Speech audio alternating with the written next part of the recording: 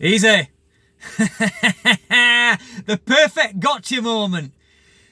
Angela Rayner from the Labour Party has called a Tory MP scum in the House of Commons, and the BBC have attempted to hide the identity of the person responsible.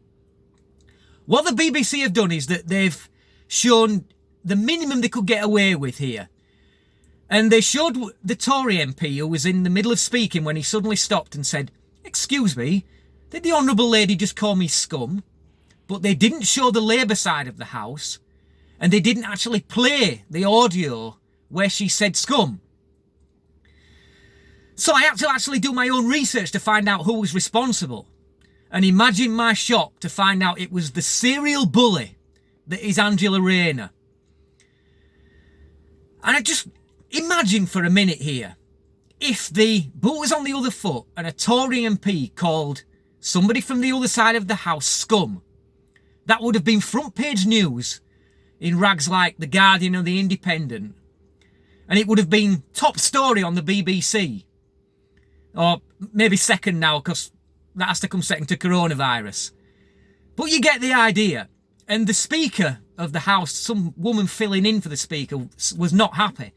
And she said, "I will not have that language coming from anybody within this House." Or words to that effect. But it just shows you, doesn't it, how that if the boot was on the other foot here, where would have gone? Now, Angela Rayner is what I would call a poster girl for the nasty face of the Labour Party, the Corbynista tolerant left, who are very intolerant when it comes down to them. But when she was on Question Time in about 2018, and Priti Patel was on it as well, and they were arguing about Brexit, and she was vicious towards Priti Patel. She was nasty, she was condescending, she shouted, she pointed a finger in her face. I mean, Dimbleby had to actually almost get up and keep the two of them apart. And I've seen her a couple more times on there which were a little bit calmer, but still, she is definitely a bullying type of person. And this is somebody who is now the deputy leader of the Labour Party. So it just shows that leopards do not change their spots.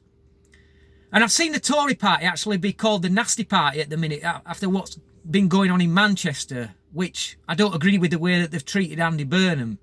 But no, I'm afraid Labour Party still hold the crown as being the nasty party. And this just goes to prove it.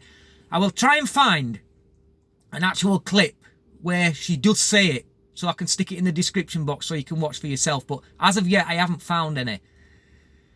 But that is there. The double standards. It's the double standards yet again. That Labour can get away with anything like that, whereas we just know what would happen if the boot was on the other foot. Thanks for watching. Till next time. Easy.